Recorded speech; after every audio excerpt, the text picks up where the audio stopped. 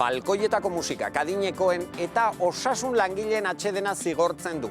Hainbat udalerritan, hainbat herritan, ez nuke esango liskarrak, baina arazotxoak ere sortu dira, balkoietan egindako ekimenen ondorio sortutako zaratari esker. Esate baterako, datu bat emango dizuet. Donostiako udalak hainbat kexa jaso ditu zaratak direla eta neurriak ere hartu behar izan dituzte. Balkoi batzuetan esate baterako musika tope jartzen zutelako volumen altuan, eta esate baterako lanean, oraindik lanean dauden osasun zerbitzutako langileen atsedena, ezinezkoa zen, hainbat kasutan, edo adineko jende askok lo ezin zuelako egin. Hau dela eta galdera, hor proposatzen dizuegu, debatea zabaltzeko. Gero ere, irudi batzuk erakutsi nahi dizkizuet, eta horretaz hitz egingo dugu 688-6050-996, WhatsApp, gure WhatsApparen zenbakia, jadagoeneko gure gonbidatu batzuek ere buruz ikasi dutenak, ez dakizuek ere ikasteko aukere izan duzuen, ala da guztiz ere hor agertzen da eta agertuko da, Galdera da, balkoietan. Balkoietan egiten ditugun hainbat ekimen. Argi dago, mesedegarriak izan direla eta badirela, Baina, zuen ustez, guztiak dira terapia ona, ala batzutan, neurri hartu gabe, enbarazu edo zarata gehiegi sortzen dute, edo sortzen dira balkoi batzuetan. Eztabaida prest daukagu, zuen iritziak entzuteko prest eta irakurtzeko prest, eta hemen prest daudenak gure gonbidatuak. Javier Agirre, zen moduz, Javier? Ondo. Oso ondo, eskerrik asko gurera etortzeagatik. Eta Maite Elizondo psikologoa, hemen daukagu? Kaixo. Kaixo. Balkoietakoa lehen aipatu egin dut, balkoietan terapia ala zarata, ez dizuet zuen iritzia emateko aukerarik eman, momentua da. Nire iritzia da terapia eta ona gainera. Noski, ondoan baldin badaukazu bat, mailu batekin joka ari baliz bezala, baina normalean jendea ez da ateratzen zarata egitera, balkoira ateratzen da, eta ikusi ditugun ereduak, jendea kantari, jendea bersoak botatzen, jendea gitarrarekin. Bai. Oiek nola izango dira kaltegarri, oiek nik uste mesedegarri direla. Txaloak emateaz aparte, egiten diren bestelako gauza guztiak, nik mesedegarri jotzen diren. Baina hemen pertsona batek esaten du, Maite, begira, eskuetatik joan da, gure auzokidek bafle erraldoiak ateratzen dituzte lehiora, ordu betez volumena itzela jakin gabe inguruko auzokideak gaixorik dauden, senide bat galdu duten edo nola dauden. Norberaren gozamena ezin da gauza guztien gainetik jarri, Maite. Bai, nik uste dut horrazkenean, garrantzitsuena edo giltza dago neurrian, Neurrian, eta gero norberaren beharrak dira, eta hori ere ez erabilia itzaki bezala konpartitzearen egoera honekin, Nik uste dut zerbait simboliko bezala hasi zen txaloena, eta hori argi dago eskertzen dutela ere bai bertan daudenak lanean, eta norberak ere horretan parte hartzea, eta talde bezala sentitzearena, baina gero neurriarena elkarbizitzea ere bai pixko bat izan buruan, Begiratu titular hau, arazoak puntualak izan badira ere, sortu dira. Zaratak direla eta batez be. Balkoietako musikak adinekoen eta osasun langileen atsedena zigortzen dute. Esaterako, Donostiako udalak, 70 dei baino gehiago jaso ditu azken egunotan balkoietako zaratengatik kexu. Horrela dago egoera, ikustagun. Herri osoak parte hartzeko moduko diskoteka Aretxabaletan, auzoa dantzan jartzeko Reifa Morlansen, urtebetez ezin itxaro dezaketenentzako danborra da Donostian, edota Espainiako erregearen kontrako kazerola-dak Euskal Herrian. Eta animoak altxatzeko kontzertua egian, ertzainen txalo eta guzti. Terapiarako balio digunak ordea, etxeko lehioetara igo du lehen taberna, diskoteka eta plazetan zegoen zarata.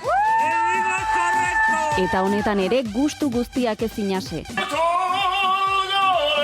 Donostiako udalak zaratarik ez ateratzeko deia egin die herritarrei. Izan ere udaltzaingoak 70 dei jaso zituen konfinamenduaren lehen astean zaratagatik kexu ziren bizilagunengandik. Triste nago. Etxean itxita daudenentzako terapia, lotarako isiltasuna behar dutenen amets gaiztua bihurtu da. Jarri aldaiteke mugarik konfinamenduko aisialdiari? mugak jarri behar dira, ez dira jarri behar, 10:25 minutu, zuek badakizue debate honetan, edo, bueno, solasaldi honetan parte hartzeko aukera daukazuela gure tresna erabilita, WhatsAppa erabilita, 6-8-60-60-50-6. Honetaz, sare sozialetan, eztabaida zabaldu da, eta zabaltzen ari da, eta txiolari euskaldunen artean ere iritzi batzuk oso interesgarriak ikusi ahal izan ditut Twitterren esate baterako. Begira, bera kazetari, dantzari, musikari, euskalakari eta abarlari da. Berriako kazetaria da Iker Tubia eta honako txio hau idatzi du. Ze necesidade egunero 6etan la jota de tu Navarra auzokide guztiek aditzeko adina volumenean jartzeko. Iker, Gabon! Gabon. Baina 6etan egunero la jota de tu Navarra a tope. Egunero. Bueno, okerrez banago, igandean ez zuten jarri eta horrek pixka despistatu ninduen, ze igande izaten da Jaingoikoaren eguna, baina bai, egunero 6etan. Bale, Iker, badakizu zen nolako debatea zabaldu dugun, zure ustez, balkoietan egiten ari garena, terapia ona da, ala zarata hutsa molestagarria? Bueno, pentsatzen dut kasuan kasu ez, baina adibidez, egunero kantu bera ordu berean jartzarena nik esan nuke zarata dela ez. Eta kasu honetan gainera, bueno, San Lorenzo Eliza hemendik etxetik 300 metrora dugu, eta badirudi haiek direla ez.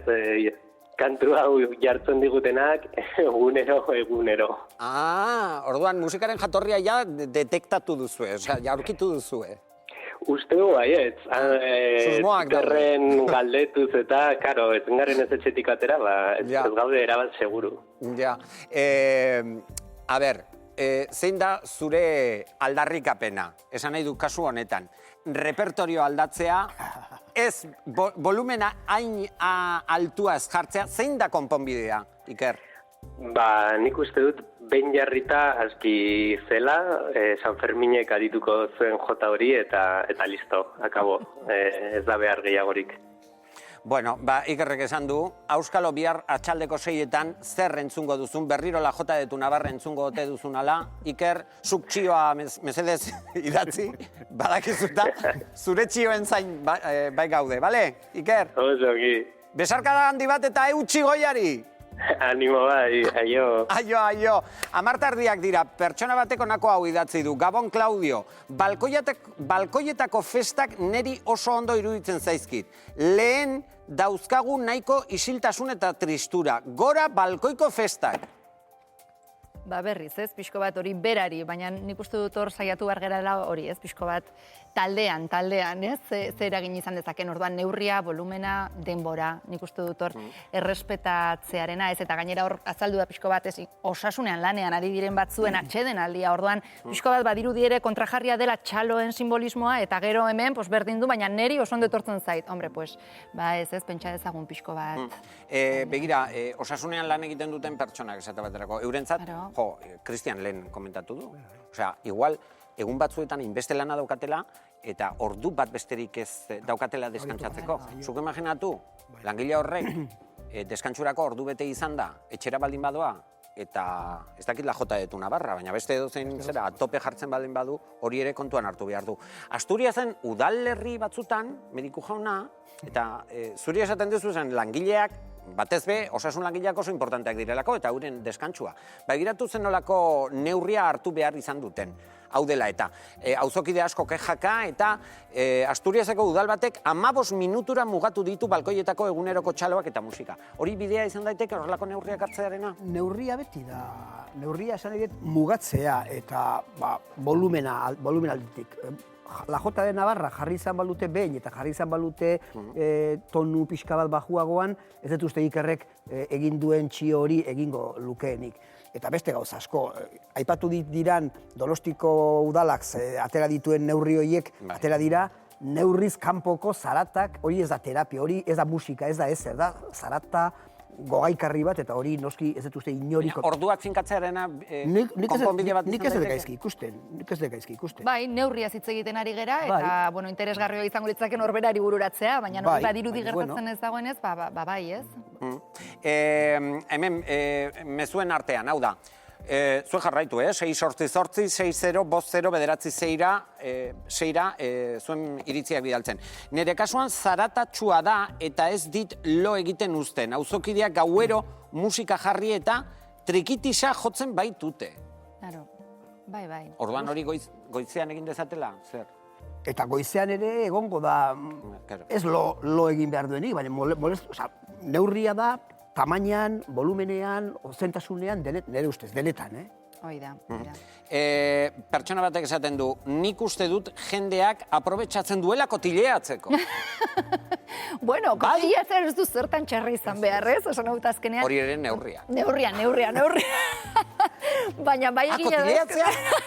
No, interesatzen zait. Bereziki pentsalen egiten genuen kotileatzearena. Osea, lankidekin, edo kalean topatzen genuen, eta orain guzti hori murriztu da. Orduan, pues bueno, ez, pixko bat horregi urten bidea ateratzea. Bueno, Zergatik. Distraitzeko Hoi da, distraitzeko, eta bueno, kontua da beti esan duguna, ez pixka neurriarena, eta kotilatzeagatik segurazki ez dugu goiko bizilaguna edo bekoa molestatuko, ez? Eta nik uste dut hor volumenarena edo frekuentziarena oso importantea da. Zaindu behar dugu eta zaindu behar gera, horretan gaude.